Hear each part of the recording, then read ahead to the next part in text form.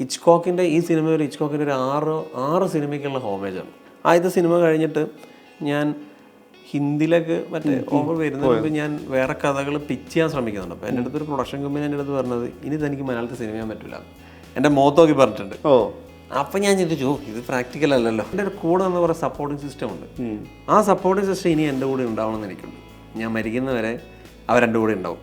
അപ്പോൾ അങ്ങനെ എല്ലാ മനുഷ്യർക്കും സപ്പോർട്ടിങ് സിസ്റ്റം വേണമെന്ന് ഞാൻ വിശ്വസിക്കുന്നു. കാരണം നമ്മൾ ഫെയിലിയർ ആണെങ്കിലും സക്സസ് ആണെങ്കിലും ആ സിസ്റ്റമാണ് നമ്മളെ വളർത്തുന്നത്. കാരണം അവരങ്ങനെയാണ്. ഷൂട്ടിംഗ് സെറ്റിൽ വന്നാലും അവർ രണ്ടുപേരും ഇങ്ങനെ തന്നെ ഇൻ്റർവ്യൂവിൽ കാണുന്ന പോലെ തന്നെയാണ്. അങ്ങോട്ടും ഇങ്ങോട്ടും അത് വർക്ക് ചെയ്യുന്ന നമുക്ക് ഭയങ്കര എനർജി ആയിട്ടുണ്ട്. നമ്മൾ വളരെ സ്ട്രെസ്ഫുള്ളും നമ്മൾ ഭയങ്കര ഇതായിട്ടിരിക്കും. ഇവർ രണ്ടുപേരും വരുമ്പോൾ ഒന്ന് ലൈവ് ആവും, മൊത്തത്തിൽ എല്ലാവരും കുറച്ച് റിലാക്സ്ഡ് ആവുന്നു. യഥാർത്ഥത്തിലുള്ള മാനുവലി ഇതിൻ്റെ ഒക്കെ ഉള്ളിലാണ്. പുള്ളി ഭയങ്കര വൾണറബിളും ഭയങ്കര ടോക്സിക്കും ആയിട്ടുള്ള ഇതൊക്കെ പിടിച്ചു നിർത്തിയിട്ടാണ് പുള്ളി അഭിനയിക്കണത് എന്നുള്ള. അപ്പം ഈ ഷെയ്ഡുകൾ ബേസിൽ നന്നായിട്ട് ചെയ്യാൻ പറ്റിയിട്ടുണ്ട്.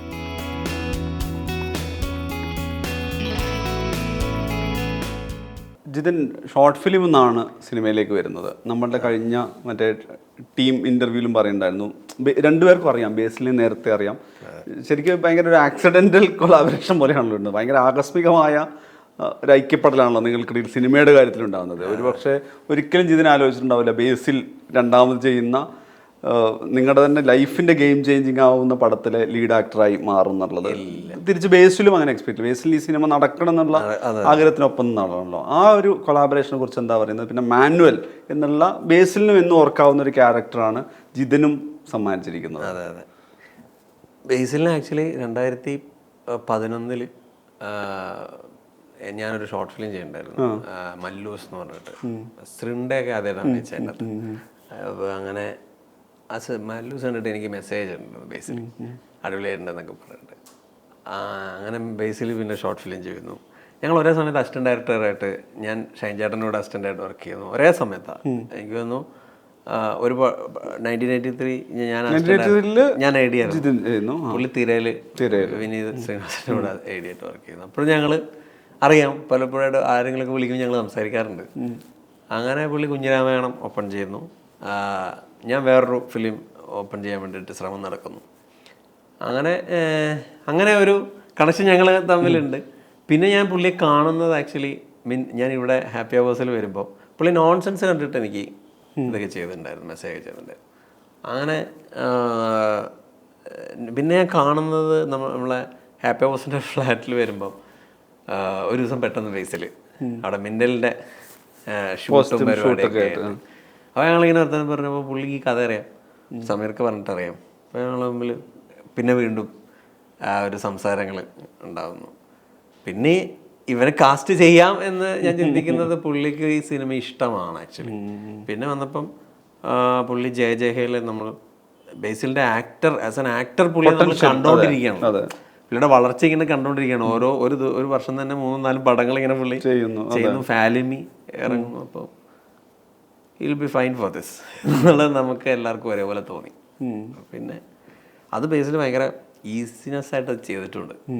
അല്ല, അതെനിക്ക് തോന്നി. കാരണം ഞാൻ മാനുവൽ ബേസിൽ മുമ്പ് ചെയ്ത ഒരു ക്യാരക്ടറിന്റെ സ്വഭാവത്തിലേ അല്ല ഒന്ന്.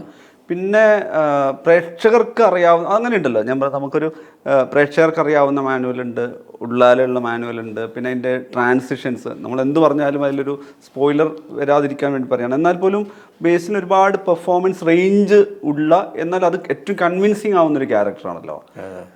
എന്നാൽ ബേസിൽ ഇതുവരെ ചെയ്ത സിനിമയുടെ ഏതെങ്കിലും തരത്തിൽ ഒരു ആനുകൂല്യം ഉപയോഗപ്പെടുത്താൻ സ്റ്റാർഡം എന്നുള്ള രീതിയിൽ പറ്റും, പെർഫോമർക്ക് പറ്റില്ല. ഇത് വേറെ തന്നെ ഒരു ക്യാരക്ടറാണല്ലോ. ബേസിൽ ആസ് എ പെർഫോമർ എന്നുള്ള വന്നപ്പോഴൊരു ഗുണം എന്തായിരുന്നു? ബേസിലിനെ പെർഫോം ചെയ്യിപ്പിക്കുക എന്ന് പറയുന്നത് ഏത് തരത്തിലുള്ളൊരു പരിപാടിയായിരുന്നു? പുള്ളിയുടെ വർക്ക് ചെയ്യാൻ ഞാൻ ഭയങ്കരമായിട്ട് എൻജോയ് ചെയ്തതാണ് ബേസിലായിട്ടുള്ള വർക്കിങ്. ഞാൻ എ ഡി ആയിട്ട് വർക്ക് ചെയ്യുമ്പോഴും പലരുടെയും കൂടെ വർക്ക് ചെയ്യുന്നത്. പക്ഷേ ബേസിലായിട്ട് വർക്ക് ചെയ്യുമ്പോൾ നമ്മൾ ഒരേ ഏജ് ഗ്രൂപ്പാണ്. അപ്പം ഒരേ ആഗ്രഹത്തിൽ ഒരേ സമയത്ത് വന്നതാണ്. അപ്പം ആ ഒരു ഗിവ് ആൻഡ് ടേക്ക് ഉണ്ട് പുള്ളിയായിട്ട്. പിന്നെ ഇപ്പം മാനുവലിൻ്റെ ക്യാരക്ടറൈസേഷൻ നമ്മൾ പറയുകയാണെന്നുണ്ടെങ്കിലും യഥാർത്ഥത്തിലുള്ള മാനുവലിൽ നമ്മൾ പയ്യെ മനസ്സിലാവുള്ളൂ. പുള്ളി ഓരോരുത്തരത്ത് ഓരോ രീതിയിൽ അഭിനയിക്കണേ. പുള്ളി മറ്റേ സ്റ്റെഫിയുടെ അടുത്ത് പോകുമ്പോൾ റൊമാൻറ്റിക് ആവുന്നുണ്ട്, ഇപ്പുറത്ത് മറ്റേ പിന്നെ വാത്സല്യമായിട്ട് കൃഷ്ണേട്ടൻ്റെ അടുത്ത് വരും, ഇപ്പുറത്ത് വേറൊരു രീതിയിൽ വൾണറബിൾ ആവുന്നുണ്ട്. പിന്നെ ഈ പാർട്ടി സീനില് അത് വേറൊരു വേറൊരാളാണ്. അപ്പൊ പുള്ളി ഇതെല്ലാം യഥാർത്ഥത്തിലുള്ള മാനുവലി ഇതിന്റെ ഒക്കെ ഉള്ളിലാണ്. പുള്ളി ഭയങ്കര വൾണറബിളും ഭയങ്കര ടോക്സിക്കും ആയിട്ടുള്ള ഇതൊക്കെ പിടിച്ചു നിർത്തിയിട്ടാണ് പുള്ളി അഭിനയിക്കണത് എന്നുള്ള. അപ്പൊ ഈ ഷെയ്ഡുകൾ ബേസിലിന് നന്നായിട്ട് ചെയ്യാൻ പറ്റിയിട്ടുണ്ട്. നമ്മളിത് കണ്ടോണ്ടിരിക്കുകയാണല്ലോ ആക്ച്വലി, വർക്കാണ് എന്നുള്ളൊരു സാധനം. നമ്മൾ ഭയങ്കര ഹാപ്പി ആയിരുന്നു ബേസിൽ അത് ചെയ്തു വരുമ്പം ആ റിസൾട്ട്. ബേസിലും ഒരുപാട് കാര്യങ്ങൾ ഇൻകോപ്പറേറ്റ് ചെയ്തിട്ടുണ്ട് ആ ക്യാരക്ടറിലേക്ക്. ഇപ്പൊ വേറൊരു കാര്യമുള്ളത്, ഈ സിനിമയുടെ റിലീസിന്റെ തലേ ദിവസം വരെ ഉറപ്പായും ട്രെയിലർ കാണുന്ന ആളുകൾ ഈ ദ്രൂഹമന്ദഹാസ്യമേ കാണുന്നു. അതിനേക്കാൾ കൂടുതൽ ആളുകൾ പല പ്ലാറ്റ്ഫോമുകളായിട്ട് കാണുന്നത് ബേസിൽ നസ്രിയ ഇന്റർവ്യൂസ് ആണ്. അത് മുഴുവൻ ഒരു അൾട്ടിമേറ്റ് ഫൺ റൈഡ്. അപ്പോൾ ആളുകളുടെ ഒരു കോമൺ കമന്റ് ആയിട്ട് ഇതിന്റെ പകുതി ചിരി, അതായത് ഇതിന്റെ പകുതി ചിരി വരുവാണെങ്കിൽ പടം ഹിറ്റാണ്, അല്ലെങ്കിൽ ഇത് തിയേറ്ററിൽ കാണിച്ചാൽ തന്നെ ഹിറ്റാണ്. അപ്പോൾ ആളുകൾ ഒരു അൾട്ടിമേറ്റ് ഫൺ റൈഡിന് എന്റർടൈനറിന് വെയിറ്റ് ചെയ്യുന്ന ഒരു അത് നിങ്ങൾക്ക് ഏതെങ്കിലും തരത്തിൽ ടെൻഷൻ ഉണ്ടാക്കിയില്ല? കാരണം അവരങ്ങനെയാണ്. ഷൂട്ടിംഗ് സെറ്റിൽ വന്നാലും അവർ രണ്ടുപേരും ഇങ്ങനെ തന്നെ ഇന്റർവ്യൂവിൽ കാണുന്ന പോലെ തന്നെയാണ്. അങ്ങോട്ടും ഇങ്ങോട്ടും അത് വർക്ക് ചെയ്യുന്ന നമുക്ക് ഭയങ്കര എനർജി ആയിട്ടുണ്ട്. നമ്മൾ വളരെ സ്ട്രെസ്ഫുള്ളും നമ്മൾ ഭയങ്കര ഇതായിട്ടിരിക്കും. ഇവർ രണ്ടുപേരും വരുമ്പോൾ ഒന്ന് ലൈവ് ആവും. മൊത്തത്തിൽ എല്ലാവരും കുറച്ച് റിലാക്സ്ഡ് ആവുന്നുണ്ട്. ഇവരെല്ലാവരും തമാശയൊക്കെ ആക്കി ഭയങ്കര റിലാക്സ്ഡ് ആവുന്നുണ്ട്. രാത്രിയാണേലും ഭയങ്കര റിലാക്സ്. ഇന്റർവ്യൂ നമ്മൾ ഈ പറയുന്ന പോലെ തന്നെ ഇവരിങ്ങനെ കളിച്ചിരിക്കുമെങ്കിലും ഫ്രെയിമിലേക്ക് വന്നിട്ട് അവർ പ്രിയദർശിനിയാവും. ബേസിൽ മാനുവലാവും. അത് കട്ട് പറയുമ്പോഴത്തേക്ക് ഇവർ തിരിച്ചു വന്ന അടിയാണ്. അവർ തമ്മിൽ തമാശയും ബഹളമാണ്. അപ്പൊ ഇന്റർവ്യൂവും സിനിമയും അങ്ങനെ കണ്ടാൽ മതി എന്ന് എനിക്ക് തോന്നുന്നു. ഇന്റർവ്യൂവിൽ അവരുടെ റിയൽ ക്യാരക്ടേഴ്സ് ആണ്, അവരങ്ങനെ ജീവിച്ചാൽ മതിയല്ലോ. അവര് പ്രിയദർശിനി ഒരു ത്രില്ലർ സിനിമയാണെന്ന് പറഞ്ഞിട്ട് മൊത്തം ത്രില്ലർ കാര്യമൊന്നുമില്ല. അവര് ഭയങ്കര എങ്ങനെയാണോ അങ്ങനെയായിട്ട് മതിയല്ലോ. അപ്പൊ ഇന്റർവ്യൂ അങ്ങനെ ആയതുകൊണ്ട് സിനിമ ഇങ്ങനെ ആവണോന്ന് അങ്ങനെ എനിക്ക് ഇതില്ല. അത് അവരാണ് ആക്ച്വലി. ഞങ്ങൾക്കൊക്കെ ഷൂട്ടിൽ അത് ഭയങ്കര റിലാക്സിങ് ആണ്. ഇപ്പൊ നോൺസെൻസിന്റെ കാര്യത്തിൽ എനിക്ക് തോന്നുന്നു, നോൺസെൻസ് നമ്മൾ ഏറ്റവും കുറഞ്ഞ പ്രീ റിലീസിൽ കണ്ട ആളാണ്. അന്ന് ഞാൻ ജിതിനോട് സംസാരിച്ചിട്ടുണ്ട്. അതിനുശേഷം ഈ സിനിമയുടെ 2 ദിവസം മുമ്പാണ് നമ്മൾ കാണുന്നത് നമ്മുടെ ഇന്റർവ്യൂവിന് വേണ്ടിയിട്ട്. ഇപ്പം ഫസ്റ്റ് ഫിലിം ഒരിക്കലും അതിൻ്റെ പോസ്റ്റ് റിലീസിൽ ഒട്ടും ഹാപ്പി ആക്കിയിട്ടുള്ള ഒരു സംഗതി അല്ല. ഒരുപാട് നിരാശപ്പെടുത്തുന്ന, അല്ലെങ്കിൽ ഒരു ആദ്യത്തെ സിനിമ പ്രേക്ഷകരാൽ സ്വീകരിക്കപ്പെടുക എന്നുള്ളത് എല്ലാവരും അൾട്ടിമേറ്റ് ആഗ്രഹമാണല്ലോ. അവിടുന്ന് ഉറപ്പായും നിരാശ ഉണ്ടാക്കിയിട്ടുണ്ടാവും, ഒരു പിന്നെ തിരിച്ചാലോചനയും സംഗതിയൊക്കെ ഉണ്ടാവും. പക്ഷെ രണ്ടാമത്തെ സിനിമയുടെ ഒരു തലേ ദിവസം അല്ലെങ്കിൽ ആ സിനിമ റിലീസ് ചെയ്യുന്നത് വരെ സമയം ഭയങ്കര കൂളായിരുന്നു, ഫ്രീ ആയിരുന്നു, എങ്ങനെയായിരുന്നു? ഞാൻ ഭയങ്കര ഹാപ്പി ആയിരുന്നു. കാരണം എനിക്ക് ഈ സിനിമയിൽ ഇനി എന്ത് സംഭവിച്ചാലും ഞാൻ ഹാപ്പി ആയിരുന്നു. കാരണം ഞാൻ ഇതിന്റെ ഏറ്റവും എക്സ്ട്രീം കണ്ട ഒരാളാണ്. കാരണം അതിന്റെ അത്രയും പോകില്ലെന്ന് എനിക്ക് ഉറപ്പായിരുന്നു. അതിന്റെ മേളിലേക്കേ ഉള്ളൂ. അപ്പൊ ഞാൻ അത് വളരെ ഫേസ് ചെയ്തു. ഇനി ഫേസ് ചെയ്യേണ്ടി വന്നാലും ഞാൻ ഓക്കെയാണ്. മെന്റലി ഞാൻ അതിന് ട്രെയിൻഡാണ്, സ്റ്റേബിളാണ്. അപ്പം മാത്രമല്ല എൻ്റെ പ്രൊഡക്ഷൻ കമ്പനി സമീർക്കാണെങ്കിലും ഷൈജുക്കാണെങ്കിലും പ്രൊഡക്റ്റിൽ ഹാപ്പിയാണ്. അത് അവർക്ക് നഷ്ടങ്ങളൊന്നും സംഭവിക്കരുത് എന്ന് മാത്രമേ എൻ്റെ കൺസേണിൽ ഉണ്ടുള്ളൂ. സാമ്പത്തികമായിട്ടൊരു ബുദ്ധിമുട്ട് ഉണ്ടാവരുത്. അഭിനയിച്ചിട്ടില്ല നസ്രിക്കാണെങ്കിലും 4 വർഷം കഴിഞ്ഞിട്ട് ചെയ്യുന്ന ഒരു മോശം പേര് നാളെ ചിന്തിക്കുമ്പോൾ എന്നെ കുറിച്ച് മോശമായിട്ട് ചിന്തിക്കരുത്. ബേസിലാണെങ്കിലും കൺസിസ്റ്റന്റ് ആയിട്ട് കിട്ടിക്കൊണ്ട് ഇവർക്കാർക്കും ഒരു നെഗറ്റീവ് ഇമ്പാക്റ്റ് ഉണ്ടാവാതിരുന്നാൽ മതി സിനിമ എന്ന കൺസേൺ മാത്രമേ എനിക്കുണ്ടായിരുന്നുള്ളൂ. പിന്നെ ഞാൻ പറഞ്ഞില്ല, അതുകൊണ്ട് തന്നെ ആദ്യത്തെ സിനിമയിൽ നിന്നും ഇപ്പം ഞാൻ ആദ്യത്തെ സിനിമ കഴിഞ്ഞിട്ട് ഞാൻ ഹിന്ദിയിലേക്ക് ഓഫർ വരുന്നതിന് ഞാൻ വേറെ കഥകൾ പിച്ച് ചെയ്യാൻ ശ്രമിക്കുന്നുണ്ട്. അപ്പോൾ എൻ്റെ അടുത്തൊരു പ്രൊഡക്ഷൻ കമ്പനി എൻ്റെ അടുത്ത് പറഞ്ഞത് ഇനി തനിക്ക് മലയാളത്തിൽ സിനിമ ചെയ്യാൻ പറ്റില്ല, എൻ്റെ മുഖത്ത് നോക്കി പറഞ്ഞിട്ടുണ്ട്. അപ്പം ഞാൻ ചിന്തിച്ചു ഇത് പ്രാക്ടിക്കൽ അല്ലല്ലോ. അപ്പോൾ അതുകൊണ്ടാണ് ഹിന്ദിയിൽ നിന്നൊരു ഓഫർ വന്നത്. ഞാൻ അങ്ങോട്ട് എങ്ങനെയെങ്കിലും വേറെ ഇൻഡസ്ട്രിയിലാണെങ്കിൽ സിനിമ ചെയ്യാന്നുള്ള ഇതിലങ്ങനെ പോകുന്നത്. പക്ഷേ തിരിച്ചു വന്നു കണ്ടന്റിനെയാണ് എല്ലാവരും ആക്സെപ്റ്റ് ചെയ്തതെന്ന് എനിക്ക് തോന്നി. കാരണം ഇപ്പം ഇവൻ സമീർക്കാണെങ്കിലും ഈ കണ്ടന്റിനെയാണ് എന്നെയല്ല നോക്കിയത്. ആ കണ്ടന്റിലാണ് പുള്ളി ഇന്നായത്. അസ്രയാണെങ്കിലും ആ കണ്ടന്റിലാണ് ഇന്നായത്. എല്ലാവരും ആ സിനിമ അവസാനം വരെയും എല്ലാവർക്കും ഹൈ കിട്ടിയ മൊമെന്റ് ഈ കണ്ടന്റാണ്. അപ്പോൾ എനിക്ക് തോന്നുന്നു ഈ സിനിമയുടെ ഫസ്റ്റ് പ്രയോറിറ്റി, ഫസ്റ്റ് കിങ് എന്ന് പറയുന്നത് കണ്ടന്റാണ്. ഒരു കാര്യം കൂടി ഉള്ളത്, ഇപ്പം നോൺ സെൻറ്റൻസിൻ്റെ കാര്യത്തിൽ മലയാളത്തിക്ക് മുൻപരിചയമില്ലാത്തൊരു പിന്നെ കോൺസെപ്റ്റാണ്, ആ രീതിയിലെടുത്തൊരു പടമാണ്. പിന്നെ അതിൽ തന്നെ ഒരു അതിൻ്റെ ചിത്രീകരണ രീതിയും സംഗതിയൊക്കെ ഞാൻ ഒരു വേറെ തന്നെ ഒരു ജോണറിൽ എടുത്ത സിനിമയാണ്. ആ സിനിമ പക്ഷേ ഒരു നിലയ്ക്കും തിയേറ്ററിൽ ആക്സെപ്റ്റ് ചെയ്തിട്ടില്ല. അതായത് വളരെ ചെറിയ പ്രതികരണം മാത്രമാണല്ലോ സിനിമ ഉണ്ടാക്കിയിട്ടുണ്ടാവുക. രണ്ടാമത്തെ സിനിമ വരുമ്പോൾ ആ സിനിമയുടെ ഇപ്പം ജിതിന് കാണാൻ തന്നെ ടിക്കറ്റില്ല ഇന്നത്തെ ദിവസം.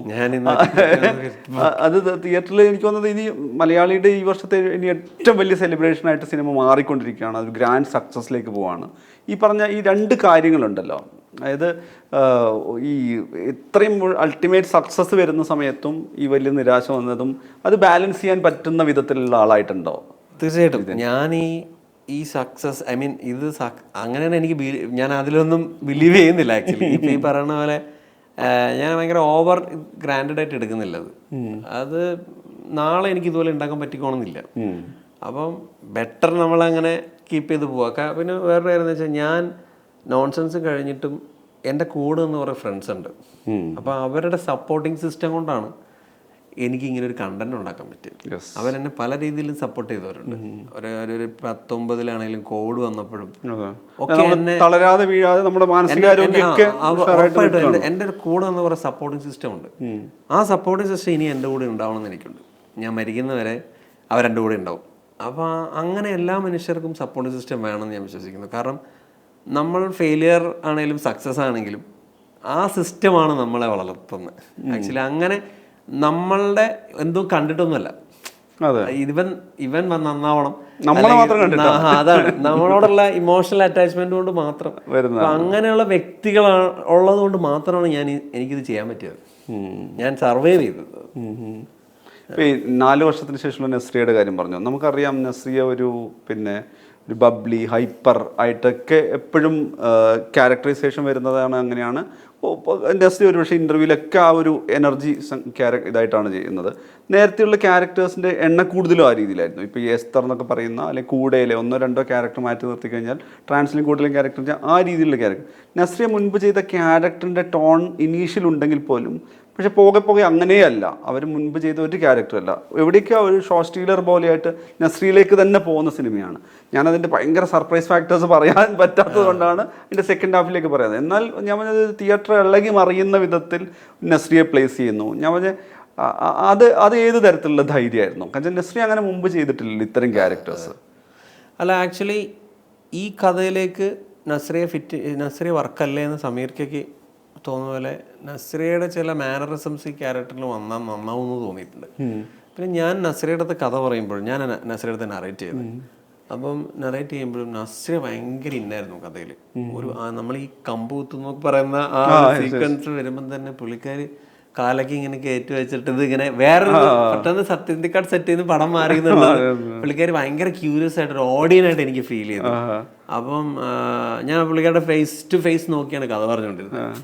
അപ്പം ഞാൻ എൻ്റെ ഏറ്റവും ബെറ്റർ ക്വാളിറ്റി ആയിട്ട് കാണുന്ന സംഭവം എൻ്റെ നറേഷനാണ്. അത് ഞാൻ കഥ പറയുമ്പോൾ ഞാൻ മുഖത്ത് നോക്കി എന്നെ പറയുള്ളൂ. ഞാൻ വേറെ ഒന്നും നോക്കൂല, ഫേസ് ടു ഫേസ് നറേറ്റ് ചെയ്യും. അത് അങ്ങനെ ഞാൻ അവരെ റിയാക്ട് ചെയ്യുന്നതിനനുസരിച്ച് ഞാൻ ചിലപ്പോൾ ഒന്ന് മാറ്റുകയും ചെയ്യും. അവർക്ക് ഇത് വർക്കല്ലെങ്കിൽ ഞാൻ അത് ഫ്ലിപ്പ് ചെയ്ത് മാറ്റുകയും ചെയ്യും. അങ്ങനെ ഞാൻ അത് എൻ്റെ ഏറ്റവും ബെസ്റ്റ് ക്വാളിറ്റി ഞാൻ വിശ്വസിക്കുന്നത്. അപ്പോൾ അങ്ങനെ പുള്ളിക്കാരോട് പറഞ്ഞുകൊണ്ടിരിക്കുന്നു. പുള്ളിക്കാരി അടുത്തുനിന്ന് ഓരോ ക്വസ്റ്റ്യൻസ് ചോദിച്ചുകൊണ്ടിരിക്കുക. ആ പുള്ളിക്കാർക്ക് ക്യൂരിയസ് ആയി. അപ്പോൾ അങ്ങനെ പോയി. എനിക്കറിയായിരുന്നു ആ സൈക്കോളജി വർക്കാവുന്നുണ്ട്. ഇത് ഇങ്ങനെ വന്ന് ക്ലൈമാക്സ് പേ ഓഫുകൾ ചോദ്യങ്ങൾക്കെല്ലാം ഉത്തരവുണ്ട്. ആക്ച്വലി ഇന്നിപ്പോൾ നമ്മുടെ ഓഡിയൻസിന് എന്താണോ ഇതിൽ അതെനിക്ക് ആദ്യം നസ്രിയയുടെ റിയാക്ഷനിൽ തന്നെ കിട്ടിയിട്ടുണ്ട്. ആ പേ ഓഫ് ടുവേർഡ്സ് എൻഡിൽ കിട്ടിയപ്പോൾ പുള്ളിക്കാർക്ക് നല്ല ഹൈറ്റ്. അത് അപ്പം തന്നെ എനിക്ക് ഉറപ്പായിരുന്നു ഇന്നായി എന്നുള്ള. കാരണം ആ റിയാക്ഷനിൽ നിന്ന് എനിക്ക് കിട്ടി. ഇമ്മീഡിയറ്റ് പുള്ളിക്കാരി ഇന്നായിരുന്നു. അത് മാത്രമല്ല, എനിക്കൊന്ന് പലപ്പോഴും ഇപ്പോൾ എല്ലാ ഫിലിം മേക്കേഴ്സും ഡയറക്ടേഴ്സ് എത്ര തന്നെ പ്രിവ്യൂവിൽ അപ്രീസിയേഷൻ കിട്ടിയാലും പ്രൊഡക്ഷൻ ഹൗസ് ഹാപ്പിയാന്ന് പറഞ്ഞു കഴിഞ്ഞാലും റിലീസിൻ്റെ തലേദിവസം 2 ദിവസം മുമ്പൊക്കെ ചോദിച്ചു കഴിഞ്ഞാൽ സിനിമ പ്രേക്ഷകർ ഏറ്റെടുക്കുന്ന പ്രതീക്ഷ എന്ന് പറയുന്നത് കുറച്ചുകൂടി സേഫ് സോണിലാണ് നസ്രിയ. നസ്രി ഈ പടത്തിൻ്റെ കാര്യത്തിൽ പറഞ്ഞത് ഈ സിനിമ ചെയ്തില്ലെങ്കിൽ എനിക്ക് കുറ്റബോധം ഉണ്ടായെന്നാണ്. കാരണം അത് വലിയൊരു സ്റ്റേറ്റ്മെൻറ്റാണ്, വളരെ ഭാരമുള്ള സ്റ്റേറ്റ്മെൻറ്റാണ്. കാരണം കഴിഞ്ഞാൽ അത് തിയേറ്ററിലെത്താൻ പോകുന്ന സിനിമയാണ്. പ്രേക്ഷകർ ഏത് രീതിയിൽ സ്വീകരിക്കുമെന്ന് അറിയുന്നതിന് മുമ്പേ ആണല്ലോ പറയുന്നത്. അതൊക്കെ ശരിക്ക് ഒരു പക്ഷേ അത് നേരത്തെ തന്നെ നിങ്ങളോട് പറഞ്ഞിട്ടുണ്ടാവും. ജെന്യുവനായിട്ട് പറഞ്ഞത്. കാരണം ഞാൻ പറഞ്ഞില്ല, ഈ റിയാക്ഷൻ കിട്ടിയപ്പോഴേ എനിക്ക് മനസ്സിലായി പുള്ളിക്കാരിക്ക് വർക്കായെന്നുള്ളത്. അതൊരു ജെന്യൂൻ ടോക്കായിട്ട് എനിക്ക് ഫീൽ ചെയ്യുന്നത്. അല്ലെങ്കിൽ ഒരു വലിയ സ്റ്റേറ്റ്മെന്റ് പറയണമെന്നല്ല, റിസ്കി സ്റ്റേറ്റ്മെന്റ് ആണല്ലോ. അതർവൈസ് അത് ഉള്ളിൽ നിന്ന് വന്നതാണ് ആക്ച്വലി. പുള്ളിക്കാരിക്ക് അത് അത്രയും നമുക്ക് ആ കണ്ണുകളിൽ കാണാമായിരുന്നു ആക്ച്വലി. പുള്ളിക്ക് എത്രത്തോളം ക്യൂരിയസ് ആയിരുന്നു. പിന്നെ ക്യാരക്ടർ ഭയങ്കര ഗ്രൗണ്ടഡ് ആയിരുന്നല്ലോ. എങ്ങനെ നമുക്ക് വളരെ, പിന്നെ സെറ്റിങ് മിഡിൽ ക്ലാസ്സിലാണ് സെറ്റ് ചെയ്തിരിക്കുന്നത്, മിഡിൽ ക്ലാസ് ക്യാരക്ടറാണ്. അപ്പോൾ പുള്ളിക്കാരിക്ക് അത് അങ്ങനെ ഫീൽ ചെയ്തിട്ടുണ്ടാവണം. ഒരു കാര്യം കൂടി ഉള്ളത്, നമ്മളെപ്പോഴും പറയുന്ന സമയത്ത് മലയാളത്തിൽ ഇപ്പം ഒരുപാട് സിനിമ വരുമ്പോഴും എല്ലാ ഭാഗത്തു നിന്നുള്ളൊരു ചോദ്യമാണ്, ഒരു ഫെമിനൈൻ നെറേറ്റീവ് ഉണ്ടാക്കാൻ പറ്റുമോ, അല്ലെങ്കിൽ ഒരു ഫീമെയിൽ ലീഡിനെ പ്രസൻറ്റ് ചെയ്ത് ഒരു സിനിമ തിയേറ്ററിക്കൽ സക്സസ് ആക്കാൻ പറ്റുമോ എന്നുള്ളത്. ഞാൻ പറഞ്ഞത് ഈ സിനിമയുടെ കാര്യത്തിൽ അത് പോസിബിൾ ആയിട്ടുണ്ട്. കാരണം വെച്ചാൽ തിയേറ്റർ ഇളകി കൈയടിക്കുന്നത് 2-3 മൊമെൻറ്റിൽ കാണുന്നുണ്ട്. ആ കയ്യടിയൊക്കെ ഒരുപക്ഷെ ആർക്കുകളാണ് തിയേറ്ററിൽ പടം കാണുന്നവർക്ക് മനസ്സിലാവും. അങ്ങനെ ഒരു ഫീമെയിൽ ലീഡിന് അതിൻ്റെ ഒരു പ്രാധാന്യത്തിലൂടെ കഴിഞ്ഞാൽ അതിന് വേണ്ടി ഏതെങ്കിലും ഒരു ഡിസൈനിൽ കോംപ്രമൈസ് ചെയ്യാതെ, ഞാൻ പറഞ്ഞു ഭയങ്കര ആഡ് ഓണോ ഗിമ്മിക്സോ ഒന്നും ചെയ്യാൻ പറ്റാതെ, അല്ലെങ്കിൽ പ്രേക്ഷകർ മറ്റേ വായിച്ചെടുത്തോട്ടെ എന്ന് പറഞ്ഞിട്ട് അതിനൊരു അധികമാനം ഉണ്ടാക്കാൻ വേണ്ടിയിട്ട് എന്തെങ്കിലുമൊക്കെ അങ്ങനെ കൂട്ടിച്ചേർക്കലില്ലാതെ ഒരു ക്യാരക്ടർ. അല്ല, എനിക്ക് ആക്ച്വലി ഇതൊരു ഫീമെയിൽ ഡിറ്റക്റ്റീവ് സിനിമ എന്നുള്ള ആ തോട്ടിൽ തന്നെ നമ്മൾ വരുമ്പോഴും ഞാനും അതിലും തമ്മിലിരുന്ന 12 ദിവസത്തെ ഞങ്ങളുടെ ഇതിൽ തന്നെ ഞങ്ങൾ തമ്മിൽ ഡിസ്കസ് ചെയ്ത് നമ്മളൊരു സ്ത്രീ ഡിറ്റക്റ്റീവിനെ വെച്ചിട്ട് സിനിമ ചെയ്യാണ് ഇങ്ങനത്തെ ഒരു സെറ്റിങ്ങിൽ. നമ്മുടെ കഥാപാത്രങ്ങളിൽ മെജോറിറ്റിയും സ്ത്രീകളായിരിക്കും. ഇതൊരു പ്യുവർ ഫീമെയിൽ പടമായിട്ട് മാറണം എല്ലാ അർത്ഥത്തിലും. അതുകൊണ്ടാണ് നമ്മൾ ഇപ്പം തേർഡ് ആക്ടിൽ വരുന്ന റീസണിങ് ആയാലും ഈവൻ ദ സർപ്രൈസ് ഫാക്ടേഴ്സ് ആണെങ്കിലും എല്ലാം ഒരു ഫീമെയിൽ പെർസ്പെക്റ്റീവ് ഈ സിനിമയ്ക്ക് കൊടുക്കണം. അത് നമ്മൾ അതിലൊന്നും ഒരു വിട്ടുവീഴ്ചയും സിനിമയ്ക്ക് പാടില്ല. പലരും നമ്മൾ ഇതുവരെ കണ്ടിട്ടുള്ള സിനിമകളിലൊക്കെ വിട്ടുവീഴ്ചകൾ നമുക്ക് കാണാൻ പറ്റുന്നുണ്ട്. ഇതിനാ വിട്ടുവീഴ്ച, അപ്പം അതുപോലത്തെ ഒരു പ്രൊഡക്ഷൻ ഹൗസ് വേണം ഈ സിനിമയെ സമീപിക്കാം. അപ്പോൾ അത് ഹാപ്പി അവേഴ്സ് ഉള്ളതുകൊണ്ട് മാത്രമാണ് എനിക്ക് ഈ സിനിമ അങ്ങനെ ചെയ്യാൻ പറ്റിയത്. ഞാൻ ഇപ്പോഴും വിശ്വസിക്കുന്നു എനിക്ക് ഈ സിനിമ ഇങ്ങനെ പ്രാക്ടിക്കലായതും എല്ലാം സമീർ ഷൈജുക്ക് എന്ന 2 വ്യക്തികളുടെ അവരുടെ വിഷനും കൂടിയാണ് സിനിമ. അവർക്കിത് നമ്മളെന്താണോ ഉദ്ദേശിച്ചത് അവർക്ക് കിട്ടി, ആ വിഷൻ കൈമാറാൻ പറ്റി. പിന്നെ അവരുടെയും കൂടി ഒരു വിഷൻ അതിനകത്തേക്ക് വന്നു എന്നുള്ളത് ഈ സിനിമയുടെ 100% സക്സസും അതാണ്. നമ്മൾ ചമനെക്കുറിച്ചും ശരണിനെക്കുറിച്ചും അവരെത്രത്തോളം കോൺട്രിബ്യൂട്ട് ചെയ്തു, അതുൽ ലിബിൻ്റെ ഒക്കെ കാര്യം പറയുമ്പോഴും നമ്മളിനി എടുത്തു വരേണ്ട ക്രിസ്റ്റോയാണ്. ക്രിസ്റ്റോ അതും ഒരു നെവർ ബിഫോർ എക്സ്പീരിയൻസ് പോലെ. ക്രിസ്റ്റോ നമ്മൾ ഭ്രമയുഗത്തിലും മദനോത്സവത്തിലും പിന്നെ നമ്മുടെ ടർബോലൊക്കെ കണ്ടിട്ടുണ്ട്. പക്ഷെ അവിടെ ഒന്നും കാണാത്ത രീതിയിൽ ക്രിസ്റ്റോ ഒരു പുതിയ ഡിസൈൻ ഉണ്ടാക്കുകയാണ് ഇതിന് വേണ്ടിയിട്ട്. എന്നാൽ അത്ര മിനിമലിസ്റ്റിക് ആണ്. നമ്മൾ ഈ പിന്നെ BGയുടെ ആധിക്യത്തിലേക്കോ അതിൻ്റെ ഒരു മാസീവ് എലിവേഷനിലേക്കോ ഒന്നും പോകുന്നില്ല. അത് നമ്മുടെ സമാന്തരമായിട്ട് നമ്മളെ എൻഗേജിങ് ആക്കുന്ന രീതിയിൽ, അല്ലെങ്കിൽ ഇവരുടെ ഡിറ്റക്റ്റീവ് ആക്ടിൻ്റെ ഒക്കെ കൂടെ എൻഗേജിങ് ആക്കുന്ന പോലെ പോവാണ്. ക്രിസ്റ്റോ ശരിക്കും വൈകിയാണല്ലോ ഓൺ ബോർഡ് ആവുന്നത്. അതെ, അത് വേറൊരു കാര്യം എന്ന് വെച്ചാൽ നമ്മളിങ്ങനെ മ്യൂസിക് ഡയറക്ടർ ഫിക്സ് ആയിട്ടില്ലായിരുന്നു. നമ്മൾ ഷൂട്ട് തുടങ്ങാൻ പോവാണ് എന്നുള്ളൊരു സ്റ്റേജിൽ എനിക്ക് തോന്നുന്നു വളരെ ഷൂട്ടിന് തൊട്ട് മുമ്പുള്ളൊരു സ്റ്റേജ് വരെ മ്യൂസിക് ഡയറക്ടർ ഫിക്സ് ആയിട്ടില്ല. അപ്പം സമീർക്ക് ഇങ്ങനെ എന്ത് ചെയ്യണം, മ്യൂസിക് ഡയറക്ടർ ഇല്ലാതെ നമുക്ക് നേരത്തെ പരിപാടിയൊക്കെ ഒന്ന് സെറ്റ് ചെയ്യണ്ടേ, ടീമൊക്കെ വർക്കൗട്ട് ചെയ്താലേ നമുക്ക് അവരെ കൊണ്ട് ചെയ്യിപ്പിക്കാനൊക്കെ പറ്റുള്ളൂ എന്നൊക്കെ പറയണ്ട. അപ്പം അങ്ങനെ വന്നിപ്പോൾ ക്രിസ്റ്റോനെ ഓൾറെഡി സമീർക്ക് വിളിച്ചിട്ടുണ്ടായിരുന്നു. അങ്ങനെ പുള്ളിയുടെ ഒരു ക്വാളിറ്റിയും കൂടിയാണത്. എനിക്ക് പിന്നീടാണ് അത് മനസ്സിലായത്. പുള്ളി ഒരു പടം ചെയ്തുകൊണ്ടിരിക്കുമ്പം അത് എത്ര വലിയ സിനിമയാണെങ്കിലും പുള്ളി ചെയ്തുകൊണ്ടിരിക്കുന്നതിലാണ് കോൺസെൻട്രേഷൻ. അത് ആ വർക്കിനോട് നീതി കാണിക്കുക എന്ന് പറയുന്ന അത് പുള്ളിയുടെ ക്വാളിറ്റിയാണ്. അപ്പം പുള്ളി ടർബോ ചെയ്തുകൊണ്ടിരിക്കുകയാണ്. അപ്പം പുള്ളി ഒന്നും കേൾക്കില്ല, ഇത് തീരാതെ ഇനി എനിക്കൊരു പരിപാടിയില്ല എന്ന് പറഞ്ഞു. അപ്പം ഞാൻ സമീർക്കനോട് ഞാൻ ചോദിച്ചപ്പോൾ സമീർക്ക് പറഞ്ഞു, എടാ ക്രിസ്റ്റോ ചെയ്യില്ല, അവൻ ബിസിയാണ് എന്നുള്ളതാണ് പറയുന്നത്. അപ്പം വേറൊരു മ്യൂസിക് ഡയറക്ടറിൻ്റെ അടുത്ത് എന്നോട് കഥ പറയാൻ പറഞ്ഞു. അപ്പം എനിക്ക് ക്രിസ്റ്റോനെ എങ്ങനെയെങ്കിലും പിടിക്കണമെന്നുണ്ട്. ബ്രഹ്മയുഗം കണ്ട് ഞാൻ ബ്രഹ്മയുഗമാണ് ക്രിസ്റ്റോയിലേക്കുള്ള ലീഡ് ഉറപ്പായിട്ടും. അപ്പം ഞാൻ അതുലിൻ്റെ ഒരു ഫ്രണ്ട്, ക്ലോസ് ഫ്രണ്ട് ക്രിസ്റ്റോ ആയിട്ടെന്നുള്ള ബന്ധമുണ്ട്. അപ്പം ഞാൻ പറഞ്ഞാൽ എനിക്ക് ക്രിസ്റ്റോനെ ഒന്ന് കണ്ടാൽ മതി, ഞാൻ എങ്ങനെയെങ്കിലും അയാളെ പറഞ്ഞ് കൺവിൻസ് ചെയ്യാം. അപ്പോൾ ക്രിസ്റ്റോനെ ഞാൻ വിളിച്ചു. ക്രിസ്റ്റോ, എടാ എനിക്കൊരു 10 മിനിറ്റ് സമയം എന്താ, നമുക്കൊന്ന് മീറ്റ് ചെയ്യാം, താൻ ചെയ്യേണ്ട പടം. അപ്പം അങ്ങനെ ഞാൻ പോയി പിന്നെ നേരിട്ട് കണ്ടു. എന്നിട്ട് ഞാൻ ക്രിസ്റ്റോട് പറഞ്ഞോ, ഇപ്പോൾ ഒന്നും ചെയ്യണ്ട, ഈ ടർബോ ഒക്കെ തീർന്ന് നമ്മൾ ഷൂട്ട് തുടങ്ങാൻ പോകുന്നുള്ളൂ, ടൈമിങ് അങ്ങനെ വരുള്ളൂ, താനൊന്ന് ഷൂട്ടൊക്കെ തുടങ്ങി കഴിയുമ്പോഴത്തേക്ക് ഇന്നായാൽ മതി, അപ്പോഴത്തേക്ക് ടർബോ ഒക്കെ റിലീസ് കഴിയും, പിന്നെ താൻ പടമൊന്നും ഏറ്റെടുത്തിട്ടില്ലല്ലോ. അപ്പോൾ അങ്ങനെ പറഞ്ഞ് കൺവിൻസ് ചെയ്ത് എന്നാൽ പിന്നെ ഒന്ന് കഥ കേൾക്കാൻ തോന്നുന്നു. കഥ കേട്ട് ഞാനല്ല, എൻ്റെ ഏറ്റവും കോൺഫിഡൻറ്റ് ഏരിയ ആണ് അത് നറേറ്റീവ് എന്നുള്ള ഒരു സംഭവം. ഞാൻ അയാളെ കഥ പറഞ്ഞു രാത്രി 12 മണിക്ക് അങ്ങനെ കഥ പറയാൻ തുടങ്ങി. വെളുപ്പിന് 3, 3:30, 4 മണി ഞാനും അതിലും ഉണ്ടായിരുന്നു. അപ്പോൾ ഞാനാണ് നറേറ്റ് ചെയ്തത്. അപ്പോൾ അങ്ങനെ പറഞ്ഞ ക്രിസ്റ്റോ ഇന്നായി. ക്രിസ്റ്റോയ്ക്ക് അത് കിട്ടി. ഈ സിനിമയുടെ ടെമ്പോ എന്താണ്, ആ സംഭവം എന്താണ് കിട്ടി. അങ്ങനെ ക്രിസ്റ്റോ ഷൂട്ടിന് വരും. ഷൂട്ടിന് വന്ന് വിഷ്വൽസൊക്കെ കണ്ടു തുടങ്ങി. പുള്ളിക്ക് ഒരു ഹൈ കിട്ടി. സ്ഥലം ജോഗ്രഫിയൊക്കെ ഒന്ന് കാണിച്ചു കൊടുത്തു അവന്. ഇതാണ് വീട്, ഇതാണ് സംഭവം. ഷൂട്ട് നടന്നുകൊണ്ടിരിക്കും. പുള്ളി ഇടയ്ക്ക് വിസിറ്റ് ചെയ്യും. പുള്ളിക്ക് ഷൂട്ട് ചെയ്ത സീൻസൊക്കെ അയച്ചു കൊടുക്കും. അങ്ങനെ പുള്ളി ഒരു തീം തന്നു. എനിക്ക് തോന്നുന്നു 10-20 ദിവസം ഷൂട്ട് ചെയ്തപ്പോൾ തന്നെ അവൻ്റെ തീം കിട്ടി. ആ തീമാണ് ഈ പടത്തിലുള്ളത്. പെർഫെക്റ്റ് ആയിരുന്നു. അവൻ ആ സോള് കിട്ടി പടത്തിന്റെ. പിന്നെ എളുപ്പമായിരുന്നു. അവൻ ആ തീം കിട്ടിയപ്പോഴത്തേക്കും പിന്നെ പരിപാടികളിലേക്ക് എല്ലാവരും ഹൈ ആയിരുന്നു ആ തീം കിട്ടിയപ്പോൾ തന്നെ. അപ്പൊ ഷൂട്ട് ചെയ്യുമ്പോഴും എളുപ്പമായിരുന്നു നമുക്ക് ആൾക്കാർക്ക് മൂഡ് കൊടുക്കാനൊക്കെ. ഇപ്പൊ ഈ എഡിറ്റിങ്ങിന്റെ കാര്യം പറയുകയാണെങ്കിൽ എഡിറ്റിങ്ങിലും നിങ്ങൾ കൃത്യമായിട്ടൊരു പ്ലേ നടത്തിയിട്ടുണ്ടല്ലോ. അപ്പം അത് ഭയങ്കര ക്രൂഷ്യലാണല്ലോ. കാരണം വെച്ചാൽ നമ്മൾ കൺവിൻസിങ് ആവണമെന്ന് മാത്രമല്ല, നമ്മൾ എൻഡിൽ പോയാൽ വീണ്ടും ഒരു ട്രാവലുണ്ട് തിരിച്ച്.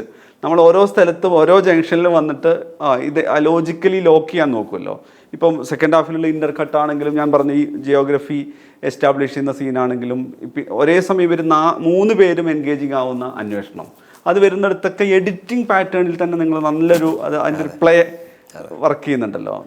അത് എങ്ങനെയായിരുന്നു എഡിറ്റിന്റെ ഡിസൈൻ? ഉറപ്പായിട്ടും സ്ക്രീൻ പ്ലേയിൽ തന്നെ ആ എഡിറ്റ് ഉണ്ടായിരുന്നു. കറക്റ്റ് ഇന്റർ കട്ടുകളായിട്ടാണ് സീനുകൾ പോയിരുന്നത്. അതിന് വേറൊരു കാര്യവും, നോൺസെൻസിൽ ഇന്റർ കട്ട്സ് കുറവായിരുന്നു.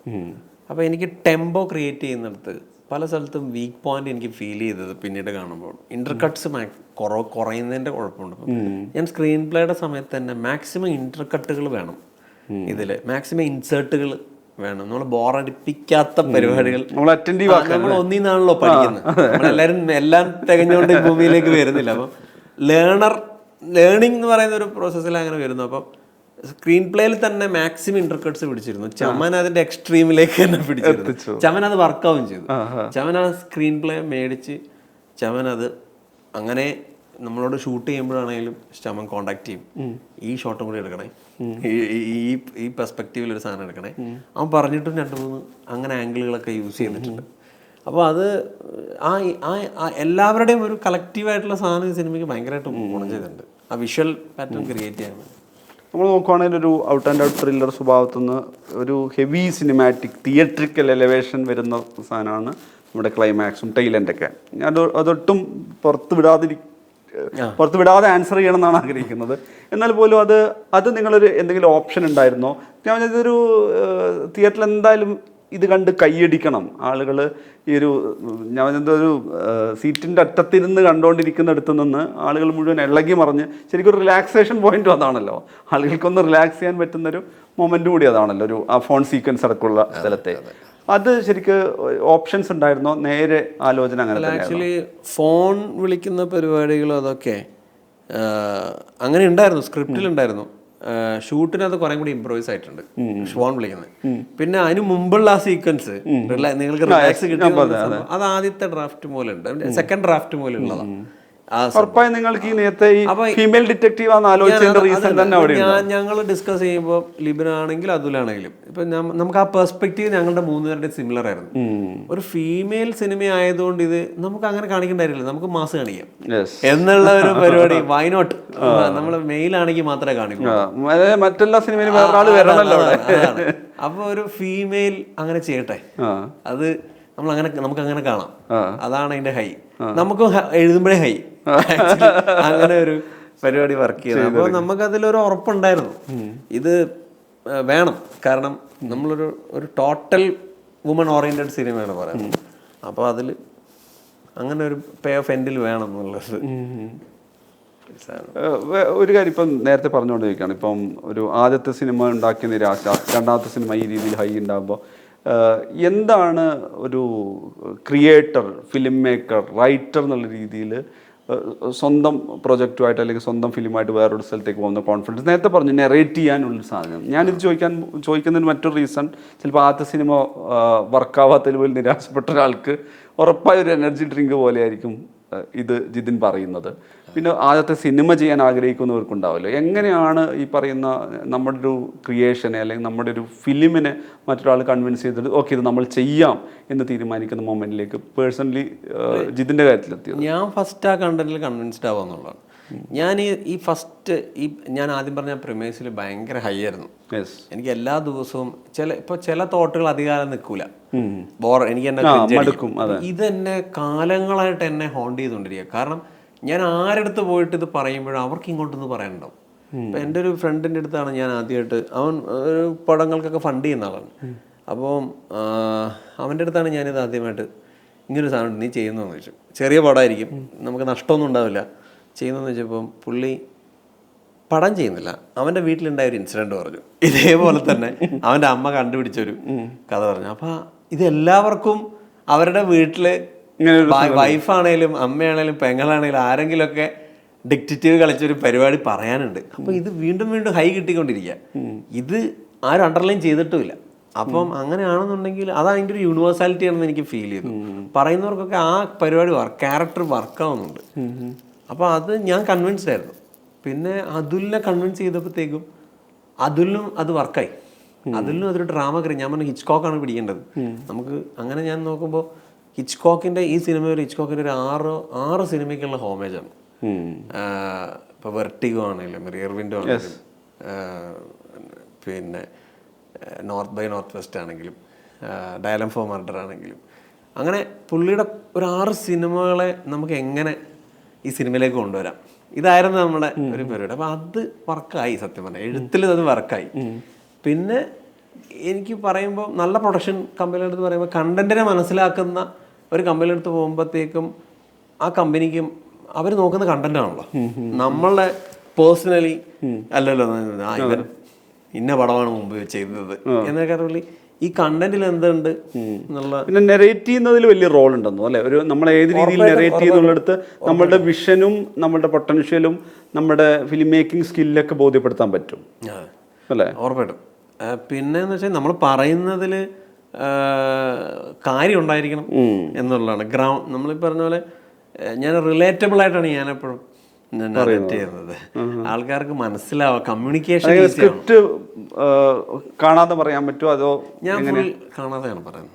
ഞാനിങ്ങനെ ഫേസ് ടു ഫേസ് നോക്കി പറയും. കാരണം ഞാൻ അതിനെ ആദ്യം മൊത്തത്തിൽ അങ്ങ് വായിക്കും. മൊത്തത്തിൽ അങ്ങ് എൻ്റെ അടുത്ത് റിവേഴ്സ് ഓർഡറിൽ ഞാൻ പറഞ്ഞു നോക്കും. ടു എൻട്രിന്ന് തിരിച്ച് ഫസ്റ്റ് സീനിലേക്ക് ഒന്ന് റിവേഴ്സ് ചെയ്ത് നോക്കും. പിന്നെ എനിക്ക് ഓക്കെയാണ്.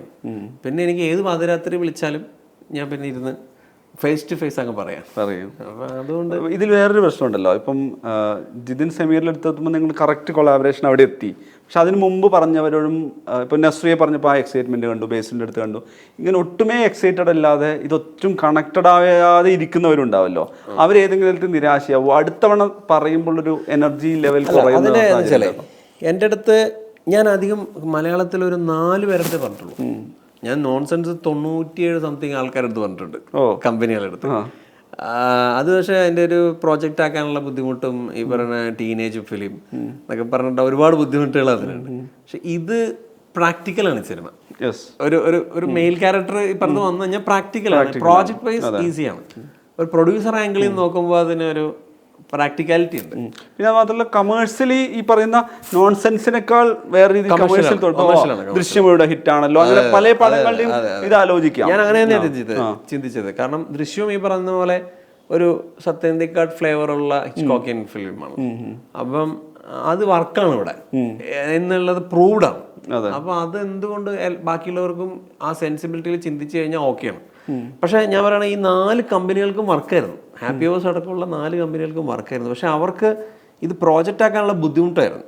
ആരെ കാസ്റ്റ് ചെയ്യുന്നൊക്കെയുള്ള അവർ എന്നെ കുറേ കാലം പടം ചെയ്യാമെന്ന് നമ്മൾ ചെയ്യും എന്ന് എന്നെ ഉറപ്പ് തന്ന് കൂടെ നിർത്തിയ ആൾക്കാരുണ്ട്. പക്ഷെ അവർക്കിത് പ്രോജക്റ്റ് ആക്കാൻ പറ്റിയില്ല. ലൈക്ക് അത് അങ്ങനെ പറ്റിയില്ല. അപ്പോൾ അത് കുറച്ച് ഈസി ആയിട്ട് ചെയ്യാൻ പറ്റിയത് ഹാപ്പി ഹവേഴ്സിനാണ്. ഹാപ്പി ഹവേഴ്സ് ഓക്കെ അടിച്ച് ഇമ്മീഡിയറ്റ് ആയിട്ട് പരിപാടികൾ നീക്കുവയ്ക്കായി. പക്ഷെ വേറെ പല കാരണങ്ങളും ഉണ്ട് അത് അങ്ങനെ മാറിപ്പോയത്. ഒരു ക്യൂരിയസ് ഫാക്ടർ വെച്ചിട്ട് ചോദിക്കുകയാണ്. ഇപ്പം ഇതിൻ്റെ 4-5 വേർഷനിൽ നിന്നാണല്ലോ ഈ വേർഷൻ ഉണ്ടാവുന്നത്. ഇപ്പം ഈ സിനിമ തിയേറ്റർ വേർഷൻ കണ്ടിട്ടുള്ള ആളാണല്ലോ ജിതിൻ. ഈ ശരിക്കും ഉറപ്പായി ഇതിന് മൾട്ടിപ്പിൾ റീമേക്ക് പോസിബിലിറ്റി മറ്റ് സാധ്യതയുണ്ട്. മറ്റ് വേർഷൻസ് കൂടി പോസിബിൾ ആവുന്ന ആലോചനയായിട്ടാണ് ഇപ്പോഴും നിൽക്കുന്നത്. നമ്മളെപ്പോഴും പറയില്ല, ചിലപ്പോൾ ഇത് first draft to final draft എത്തുമ്പോൾ ദിസ് ഈസ് ബെസ്റ്റ് വേർഷൻ, ഇതേ പോസിബിൾ ആവുള്ളൂ എന്ന് കരുതും. കാസ്റ്റിങ്ങിലൊക്കെ ആളുകൾ ചിന്തിക്കും ആദ്യത്തെ എൻ്റെ കാസ്റ്റിംഗ് കൊള്ളാം, പക്ഷേ ലാസ്റ്റ് ഈ സിനിമ വേർഷൻ ആയതിനാണ് ബെസ്റ്റ് എന്ന് പറയുമല്ലോ. ഇപ്പം ഞാൻ പറഞ്ഞ മറ്റ് വേർഷൻസ് കൂടി പോസിബിൾ ആയ സിനിമയായിരുന്നു ശരിക്കും. അതെ, ആക്ച്വലി ഞാൻ പറയില്ല, ഞാൻ ആദ്യം ഹാപ്പി ഹൗസിൽ വരുമ്പോൾ ഈ ഒരു ഫ്ലേവർ ഇത്രയില്ല, ഈ ഒരു സ്റ്റൈലിസ്റ്റ് അല്ല, ഇതിപ്പോൾ ഇച്ചിരി സ്റ്റൈലൈസ്ഡ് വേർഷൻ. ഈ ഒരു ഹ്യൂമറിന് കുറേ കൂടി പ്രാധാന്യമുള്ള ഒരു വേർഷനായിട്ടാണ് ഞാൻ വന്നത്. കാരണം എനിക്ക് എങ്ങനെ കൊമേഴ്ഷ്യൽ ആക്കണം എന്നുള്ള ചിന്തയായിരുന്നു എനിക്ക് കംപ്ലീറ്റ്ലി ഉള്ളത്. ഒന്ന് ആദ്യത്തെ സിനിമയുടെ തന്നെ കാരണം ഞാൻ അത്രയും കൊമേഴ്ഷ്യൽ ഫ്ലേവേഴ്സ് മാക്സിമം ആഡ് ചെയ്യാൻ നോക്കുന്നു. അപ്പോൾ അങ്ങനെ വരുന്നു. അമീർക്ക് അത്രയും നമുക്ക് ഹ്യൂമർ പരിപാടി പിടിക്കണ്ട, ഈ രീതിയിലുള്ള ഹ്യൂമർ പരിപാടി പിടിക്കണം നമുക്ക്. അപ്പോൾ വീണ്ടും വേറൊരു ട്രീറ്റ്മെൻറ്റിലേക്ക് വന്നു, ഒരു ഡാർക്ക് ത്രില്ലർ മൂഡിലേക്ക് വരുന്നു.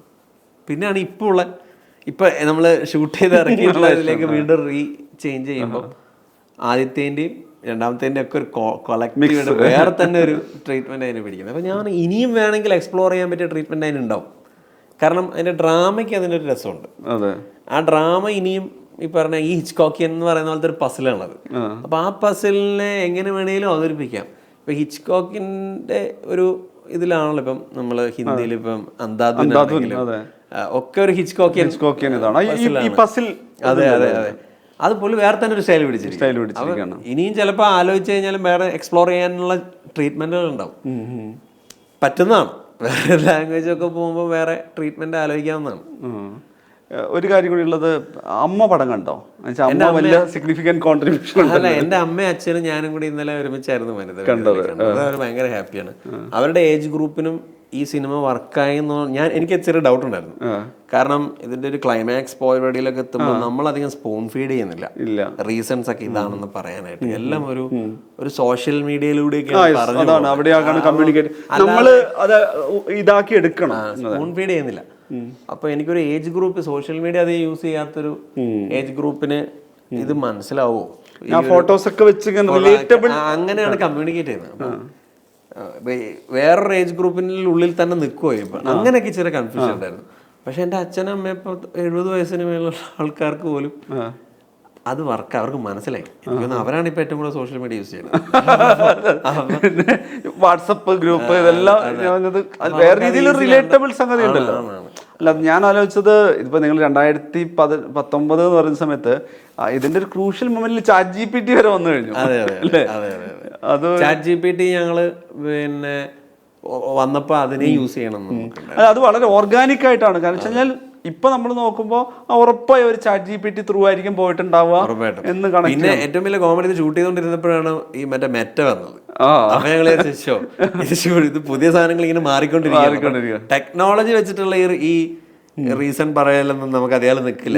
ഇത് അടുത്ത വർഷം മാറും, അപ്ഗ്രേഡ് ചെയ്യും. അപ്പൊ മാക്സിമം അത് പിടിക്കാതെ പോവാ. അപ്പം ഇപ്പം എപ്പോഴും നിൽക്കാൻ സാധ്യതയുള്ള സാധനത്തെ യൂസ് ചെയ്യാം. അങ്ങനെയാണ് നമ്മൾ അതിന്റെ ഒരു ഫസ്റ്റ് ഫിലിമും രണ്ടാമത്തെ ഫിലിമും 2 ജോണറിൽ ചെയ്ത ആളാണ്. എന്താണ് അങ്ങനെ ഒരു ഏതെങ്കിലും ഒരു ഇന്ന ജോണറിൽ തുടർച്ചയായി ചെയ്യണമെന്നോ അത് കൂടുതൽ എക്സ്പ്ലോർ ചെയ്യണമെന്നുണ്ട്? എന്താ ഒരു ജിതിൻ്റെ ഒരു തുടർയാത്ര? അല്ല, എനിക്കിപ്പോൾ ഞാൻ പറയാം, ഹിച്ച്കോക്ക് എന്നോടുള്ള ഭയങ്കര സ്ക്രീൻ പ്ലേ, ഹിച്ച്കോക്കിൻ്റെ എനിക്ക് പുള്ളിയോടുള്ള ഏറ്റവും വലിയ ഒബ്സഷൻ പുള്ളി സ്ക്രീൻ പ്ലേയിൽ കൊടുക്കുന്ന പ്രാധാന്യമാണ്. സ്ക്രീൻ പ്ലേ എഴുതുന്നതിൽ ഇപ്പം അത് പുള്ളി ഇപ്പോൾ ഒരു റൊമാൻസ് പറയുകയാണെങ്കിൽ പോലും അത് ഭയങ്കര ഇൻട്രിഗിങ് ആണ്. നമ്മള് ഒരു ത്രില്ലർ പോലെ കണ്ടിരിക്കുന്ന റൊമാൻസ് ആണ്. അപ്പോൾ എനിക്ക് ആക്ച്വലി അതിനോട് ഇഷ്ടമാണ്, ആ രീതിയിൽ കഥ പറയാൻ എനിക്ക് ഇഷ്ടമാണ്. പക്ഷെ എൻ്റെതായ ഒരു സിഗ്നേച്ചർ എനിക്ക് അതിനകത്ത് എപ്പോഴും പ്ലേസ് ചെയ്യണം. അപ്പോൾ അത് ഇപ്പം ഞാൻ നോൺസെൻസ് ആണെങ്കിലും അതും ഒന്ന് ക്രാക്ക് ചെയ്യണമെന്നുണ്ടെങ്കിൽ അതിനകത്തുണ്ട് ചെറുതായിട്ടെങ്കിലും ഒരു ത്രില്ലർ സ്വഭാവം അതിനും ഉണ്ട്. അപ്പം അങ്ങനെ ആയിരിക്കും ഞാൻ ഇനി കഥകൾ ആലോചിക്കുമ്പോഴും ആ ഫ്ലേവർ എപ്പോഴും ഉണ്ടാവും. ആക്ച്വലി ഇച്ചിരി പരിപാടികളായിട്ട് MC ജിത് എന്നുള്ള പേര് MC എന്ന് സ്ക്രീൻ ടൈറ്റിലേക്ക് ചുരുങ്ങിയത് എങ്ങനെയാ? MC ആക്ച്വലി എന്നെ 5ാം ക്ലാസ് മുതൽ പിള്ളേര് കളിയാക്കി വിളിച്ചു തുടങ്ങിയതാണ്. ആക്ച്വലി കളിയാക്കി എന്ന് വെച്ച് കഴിഞ്ഞാൽ അങ്ങനെ പറയുന്നില്ല, തമാശ. എൻ്റെ ഇനീഷ്യലാണ് MC, മറിയാമ്മ ചാക്കോ എന്നാണ് MC എന്നുള്ളത്. അപ്പോൾ പിള്ളേരെ എല്ലാവർക്കും ഉണ്ട് ഇതേപോലത്തെ പേരുകൾ നമ്മളെ കൂടെയുള്ള. അപ്പോൾ എല്ലാവരും MC തമാശയ്ക്ക് വിളിച്ചാൽ അങ്ങനെ പിന്നെ MC എന്നേ വിളിക്കുന്നത്. അപ്പൊ ജിതിൻ തന്നെ അങ്ങനെ ആരും ഫ്രണ്ട്സ് വിളിക്കാറില്ല. വളരെ റയറായിട്ട് അച്ഛനും അമ്മയൊക്കെയാണ് എന്നെ ജിതിൻ എന്ന് വിളിക്കുന്നത്. ജിതിന്റെ സർക്കിളിൽ എല്ലാവരും MC എന്ന് വിളിക്കുന്നത്. അപ്പൊ ഞാൻ കോളേജ് പഠിക്കുമ്പോഴാണെങ്കിലും ഇത് സ്കൂളിൽ പഠിച്ച ആരും എന്നോട് കോളേജ് പഠിച്ചല്ലോ, പക്ഷെ അപ്പോഴും എന്നെ MC എന്ന് വിളിക്കുന്നത്. അസിസ്റ്റന്റ് ഡയറക്ടറായിട്ട് വർക്ക് ചെയ്യുമ്പോഴും MC എന്ന് വിളിക്കുന്നത്. അപ്പൊ ഞാനിനി ജിതിൻ ഇട്ട് കഴിഞ്ഞാല് ഇത് ആരാന്ന് ആർക്കെങ്കിലും അപ്പൊ MC എന്നുള്ളതാണ് കൂടുതൽ ആൾക്കാർക്ക് അറിയുന്നത്. അപ്പൊ അങ്ങനെ വെക്കാം. പിന്നെ അത് എൻ്റെ ഒരു സിഗ്നേച്ചറും കൂടിയാണ്. അപ്പൊ അത് അങ്ങനെ ഇരിക്കട്ടെ. ആദ്യത്തെ പടത്തിനും അങ്ങനെ വെച്ചത്. അതെ. അപ്പൊ എന്തായാലും സൂക്ഷ്മദർശിനി ഭയങ്കര സക്സസ്ഫുൾ ആയിട്ട് പോകുന്നു. എനിക്ക് തോന്നുന്നത് ഈ കേരളം കടന്നതിൻ്റെ സ്വീകാര്യതയും പ്രേക്ഷക ശ്രദ്ധയും ആകർഷിക്കുകയാണ്. അപ്പോൾ അതിഗംഭീരമായ പടത്തിന് ശേഷം ഇനി നമുക്ക് അടുത്ത തവണ കൂടി ഇരിക്കാം. അപ്പോൾ താങ്ക് യു.